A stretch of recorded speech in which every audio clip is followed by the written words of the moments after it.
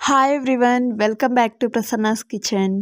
ఈరోజు మన వీడియోలో గుత్తి వంకాయ కర్రీని చాలా సింపుల్గా టేస్టీగా ఎలా ప్రిపేర్ చేసుకోవాలో చూద్దాం రండి. ముందుగా స్టవ్ ఆన్ చేసుకుని స్టవ్ మీద ప్యాన్లోకి 2 టేబుల్ స్పూన్ల పల్లీలు వేసుకుని ఇప్పుడు ఈ పల్లీలన్నిటినీ కూడా మీడియం టు లో ఫ్లేమ్లోనే ఉంచుకుని బాగా వేయించేసుకోవాలి. పల్లీలు ఇలా వేగిన తర్వాత ఇందులోకి 1 టీ స్పూన్ ధనియాలు అండ్ అలానే కొద్దిగా ఎండు కొబ్బరి ముక్కల్ని కూడా వేసుకుని ఇందులోనే 4 ఎండుమిర్చిల్ని వేసి మీడియం ఫ్లేమ్లోనే ఉంచుకుని 2 నిమిషాల పాటు ఇలా దోరగా వేయించేసుకోండి. ఇందులోనే చివరిగా 1 టీ స్పూన్ జీలకర్రని కూడా వేసుకుని ఒకసారి ఇలా కలుపుకున్న తర్వాత స్టవ్ ఆఫ్ చేసేసేయండి. స్టవ్ ఆఫ్ చేసిన తర్వాత ఇప్పుడు ఇవన్నీ కూడా బాగా చల్లారనివ్వాలండి. ఇవి బాగా చల్లారిన తర్వాత ఒక మిక్సీ జార్లోకి వేసేసుకుని నెక్స్ట్ ఇందులోకి కొన్ని వెల్లుల్లిని ఇలా పొట్టు తీసుకుని వేసుకోండి.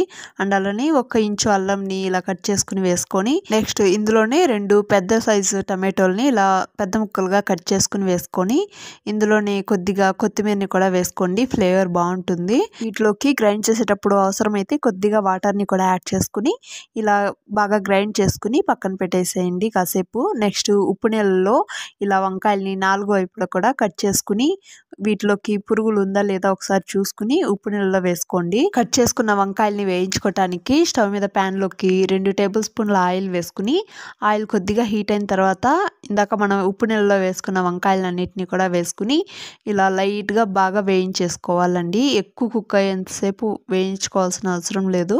ఇలా కొద్దిగా మగ్గేంత వరకు వేయించుకుని వీటిని ఒక ప్లేట్లోకి తీసుకుని పక్కన పెట్టేసుకోండి.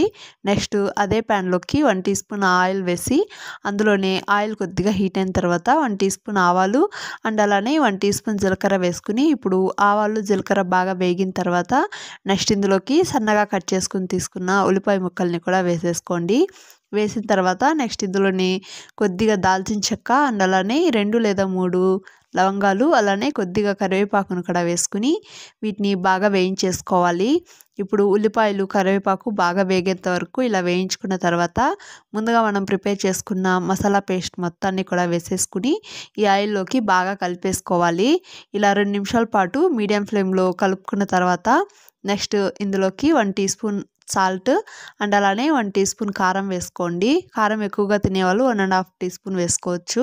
అండ్ అలానే 2 టీ స్పూన్ల ధనియాల పౌడర్ వేసుకుని ఇందులోని 1 teaspoon garam masala and అలానే 1/2 టీ స్పూన్ పసుపును కూడా వేసుకుని ఇప్పుడు మనం వేసుకున్న ఉప్పు కారాలన్నీ కూడా మసాలాకి బాగా పట్టే విధంగా కలిపేసుకోవాలి. ఇలా 2 నిమిషాలు బాగా కలుపుకున్న తర్వాత నెక్స్ట్ ఇందులోకి మనం ముందుగా ఆయిల్లో ఇంచి వేయించుకున్న వంకాయలని మొత్తాన్ని కూడా వేసేసుకుని ఇప్పుడు ఈ వంకాయలకి మసాలాలన్నీ బాగా పట్టే విధంగా కలిపేసుకోవాలి. ఇలా కలుపుకున్న తర్వాత మూత పెట్టుకుని వంకాయలు హాఫ్ కుక్ అయ్యేంత వరకు కూడా ఈ మసాలాలోనే ఇలా బాగా ఫ్రై చేసుకుంటూ మూత పెడుతూ తీస్తూ కలుపుకోండి, టేస్ట్ బాగుంటుంది.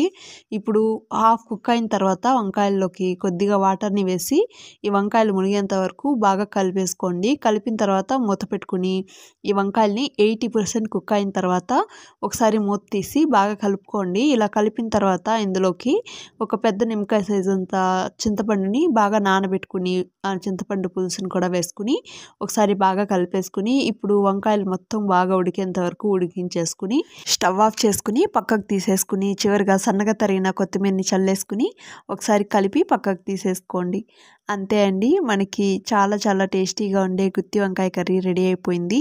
మీకు మరిన్ని టేస్టీ అండ్ సింపుల్ రెసిపీస్ కోసం ప్రసన్నాస్ కిచెన్ ఛానల్ని లైక్ చేసి సబ్స్క్రైబ్ చేసుకోండి. Thank you for watching.